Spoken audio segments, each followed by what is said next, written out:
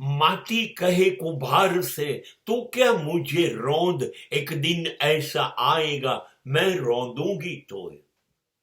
બહુ જ સાચી વાત છે, બહુ જ સાચી વાત છે. માટીમાંથી આ શરીર બન્યું છે,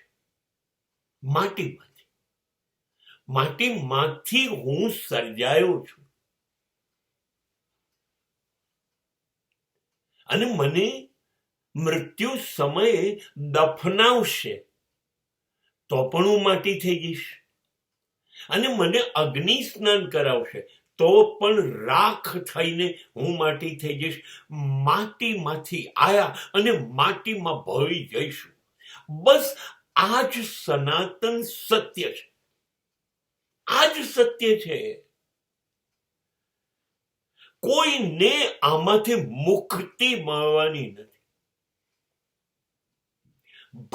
ભલા સમ્રાટો, ધર્મોપદેશકો, રાજકારણીઓ, કલાકારો, ખેલાડીઓ, અરે જઈને સૂઈ ગયા કબ્રસ્તાનમાં, સૂઈ ગયા. તમને ખબર છે આ માટી ખાઈ ગઈ કેટલા લોકોને, કેટલા સિકંદરો, કેટલા ચંગીઝ ખાનો દુનિયા જીતવા નીકળ્યા હતા, વિશ્વ વિજેતા બન્યા હતા, બધા માટી ભેગા થઈ ગયા. આજે કોણની કબર કોઈની ક્યાં છે કોઈને નથી ખબર. શરમજનક સ્થિતિ છે.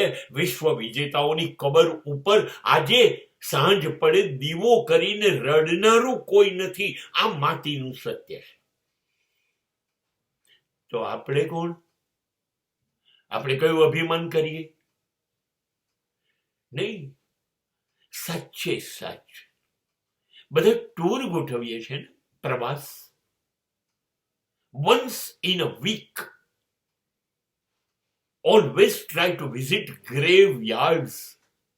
કબ્રસ્તાન કે સ્મશાનની મુલાકાત લેવાનું રાખો, અઠવાડિયે એક વખત. બધું અભિમાન ઉતરી જશે. આપોઆપ ખ્યાલ આવી જશે કે જ્યાં સિકંદરો સૂતા છે ત્યાં મારું શું આવશે. આપોઆપ જમીન ઉપર બેસી જશો.